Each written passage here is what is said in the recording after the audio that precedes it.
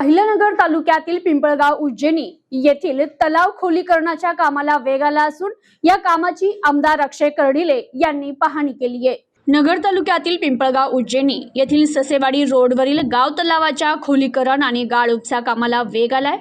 या कामाची आमदार अक्षय कर्डिले यांनी पाहणी केली आहे। लघु पाटबंधारे विभाग, जिल्हा परिषद अहिल्यानगर यांच्या माध्यमातून सुरू असलेल्या या कामातून तब्बल 5000 ब्रास गाळ अल्पभूधारक शेतकऱ्यांना उपलब्ध करून दिला जाणार आहे।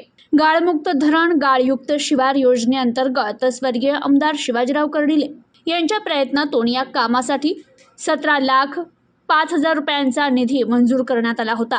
गेल्या अनेक दिवसांपासून रखडलेल्या या कामाला आता प्रत्यक्षात सुरुवात झाल्यानं परिसरातील शेतकऱ्यांमध्ये समाधानाचं वातावरण आहे।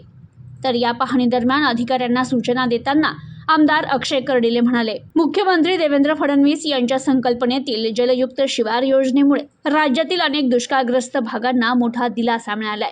नद्या, तलाव, धरणे आणि बंधाऱ्यांचे खोलीकरण आणि गाळ उपसा केल्यामुळे अतिरिक्त पाणीसाठा निर्माण झाला असून अनेक गावं दुष्काळमुक्त होण्यास मदत झाली आहे। तलावातील गाळ शेतात टाकल्याने जमिनीची सुपीकता वाढते, त्यामुळे अल्पभूधारक शेतकऱ्यांनी या योजनेचा लाभ घ्यावा। आवश्यक असल्यास जलसंपदा तथा पालकमंत्री राधाकृष्ण विखे पाटील यांच्याकडून अतिरिक्त निधी मिळवण्यासाठीही प्रयत्न केले जातील, असंही त्यांनी स्पष्ट केलं। तर स्वर्गीय शिवाजीराव कर्डिले यांनी मतदारसंघ विकासासाठी पाहिलेली स्वप्न पूर्ण करण्यासाठी प्रयत्नांची पराकाष्ठा करणार असा निर्धारही अक्षय कर्डिले यांनी व्यक्त केलाय।